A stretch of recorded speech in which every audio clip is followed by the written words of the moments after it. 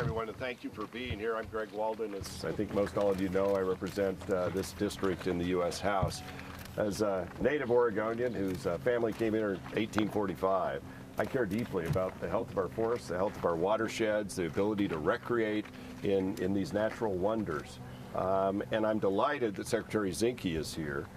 He and I served together in the U.S. House. He cares deeply about this kind of heritage and what we do with our public lands to better manage them. Beyond that, if you go into his office in Washington, D.C., he has a painting of Crater Lake behind his desk. And more importantly, for some of us, he played for the Oregon Ducks. And so he knows Oregon values. He was the center, however, I must confess, in the famous toilet bowl game with Oregon State. He can explain why it ended 0-0. Yeah, there you go. But look, we've had a very productive day. I think it's extraordinarily important for someone of his caliber to come out to our district and hear from all sides, and he's given 2 days of his time to do exactly that, to come out on the ground and hear from everybody who cares like I do about the future of this area and the different opportunities we have as Oregonians and as Americans on how we properly manage our public lands. For this generation, but more importantly for the future generation, and how we look at biodiversity, how we look at healthy forests, how we look at recreation. We all need to have a voice in that, and I'm just pleased that Ryan's taken time to come back to Oregon and in his new role and hear from Oregonians about the best way going forward. So with that, Secretary of Interior Ryan Zinke. Thanks. Even though I grew up in Montana, I did play for the Ducks, and so we're using a duck approach in this. But up front, I couldn't be happier being the Secretary of Interior. I've always been passionate about public lands.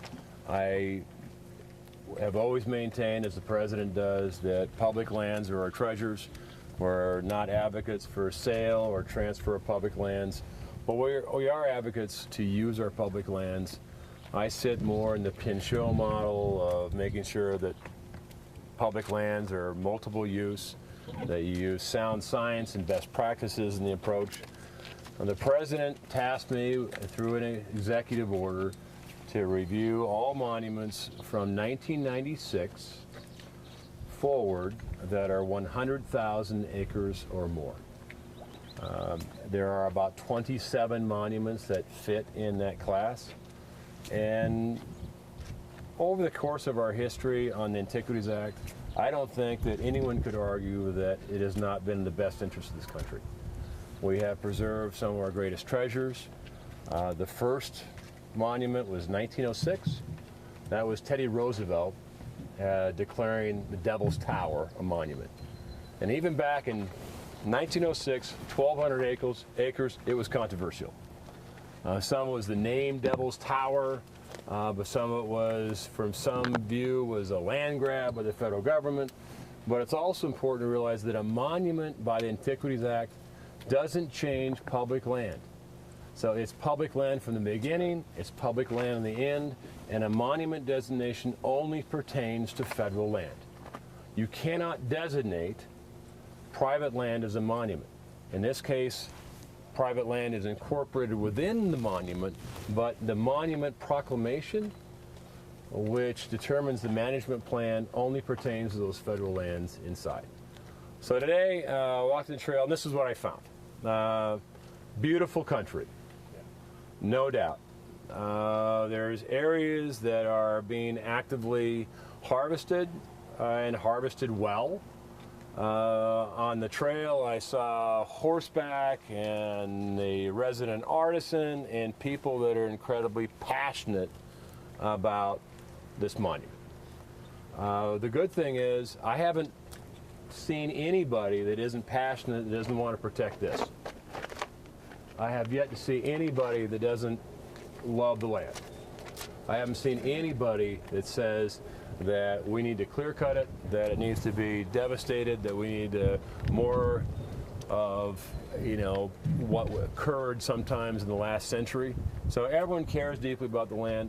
I think that going forward, that the biodiversity, the protection of biodiversity can and should be done incorporating traditional use based on best science.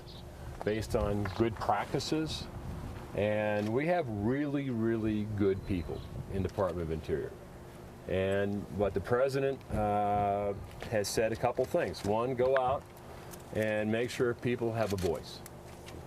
And our public lands belongs to all of us. It isn't a Democrat or a Republican or independent. Our public lands belong to Americans. And so as that, everyone should have a voice.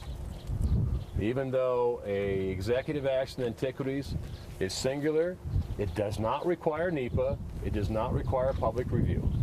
But again, there's sideboards because it says smallest area compatible with protection of the object. I invite all of you to read the Antiquities Act. It's not very long. In my first recommendation, I recommended that my friends in Congress look at perhaps there's more appropriate lands that should fall under the National Recreation Area. That's not an executive power, that's a congressional power. Look at lands that maybe better fall under the National Conservation Lands. That is a congressional power, not an executive power. The executive power only has Antiquities Act, and it's only protection of an object in the smallest area compatible with protection of that object. That's the law. So I'm thrilled. Met a lot of good people. Again, there's more in common. I haven't seen anybody that doesn't like the land and love the land. So there's a lot of goodness here, and protesters, I call them advocates. The folks on the trail today, all of them are very nice, as they should be, and very kind, and we had a meaningful exchange back and forth of different views. So with that, we'll take questions. Do you anticipate going back and telling the President that you want to take back some of the monuments that President Obama had established? Well, my review, the first one was Bears Ears, doing 45 days. The entirety of the review is going to be done on the 23rd of August. I'm not only a former Duck, I'm a former naval officer, so I get things done on time. So I will have the report done. The report, we're starting to go through some of the ones in the 27 Craters of the Moon, and we've announced other ones, Hanford site, that we are not going to recommend a change. And so from now, the 23rd, we're going to continually announce some ones that we're not looking at changing. Other changes will be in the proclamation to make sure that things like snowmobiles are accounted for, things like traditional use, make sure grazing rights are maintained. In the case of Bears Ears, there was a revision, recommended a revision. Again, these are recommendations from me to the President. And up front, President Trump's the best boss I ever worked for. He doesn't micromanage me. We talk a couple times a week. He asks me what I need, what's going on, and when. Those are his guidance, and the secretarial the executive order gives me a lot of latitude, and it's going to be transparent. The other important point is we have regulations.gov. So this is the first time on monuments that all listeners, all Americans, have a voice. We've had over 2 million comments thus far, and so regulations.gov gives everyone an opportunity to weigh in, and this is the American way. They should. So, Secretary, yes. what are the criteria by which you're evaluating specifically Cascade-Siskiyou in terms of whether you feel that it meets that target of, the smallest area for the protection? Because the object to be protected in Cascade-Siskiyou is the unique biodiversity here. Right. So it's not like a site. It's more like habitat. So what are the criteria you're using? And this is unique. This is not like Bears Ears. It does not fit in the category of Craters of the Moon. I think one has to recognize this is unique. It's where geology today, it meets. So biodiversity is the object.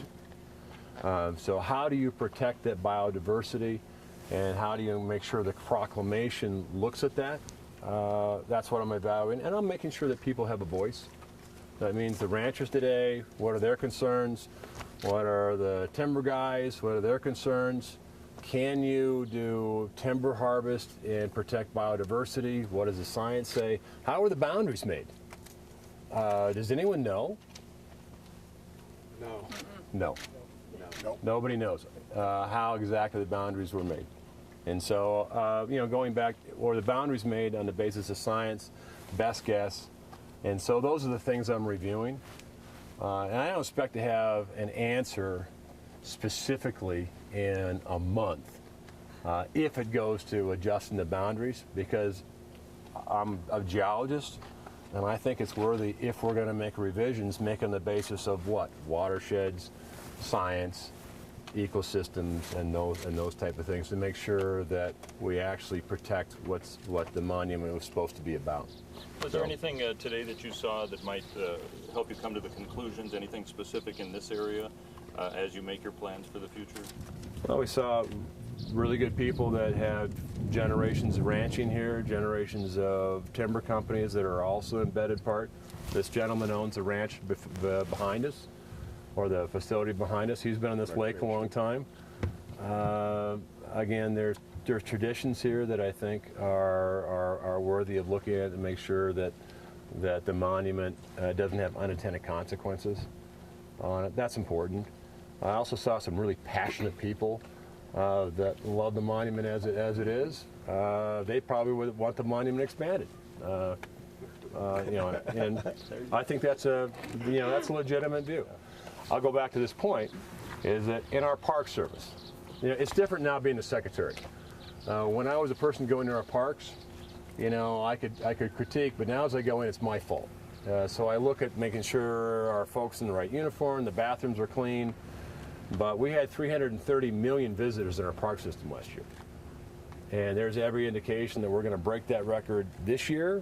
And so it is time to look at public lands around our parks, because it's a certainty that the recreation aspect, public use, and demands on public property are going to increase through time. And we want to make sure that we look out, as Roosevelt did 100 years ago, look out in the future to make sure we have in place right policies so our experience in our public lands remains. Do you think it's possible to make everybody happy with whatever plan you come up with? I got sued 6 times the first day in office.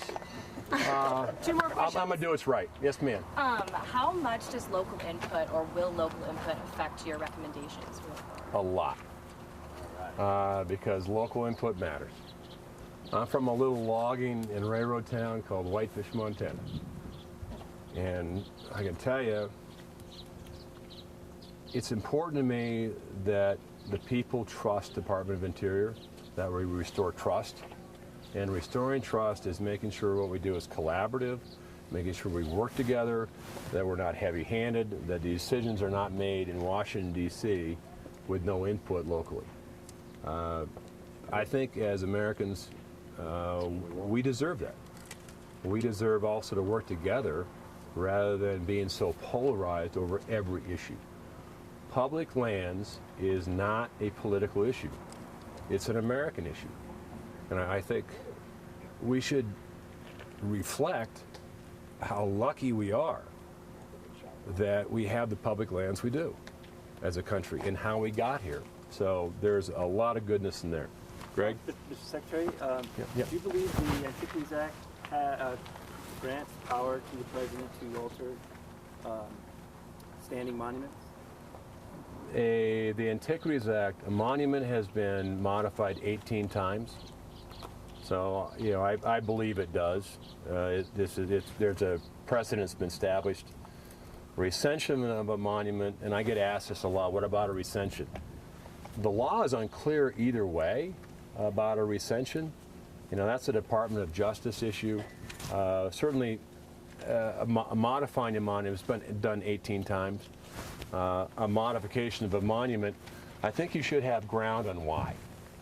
It should be on the basis of something. Just as the border is created, you should create the border on the basis of something. If you're going to modify it, you should also modify it on the basis of something. And generally, I think you ought to go to science on what object, in this case, biodiversity. So let's look at what that means and how do we protect it, because this site is unique among the 27 sites I'm reviewing. and not just because it's in Oregon.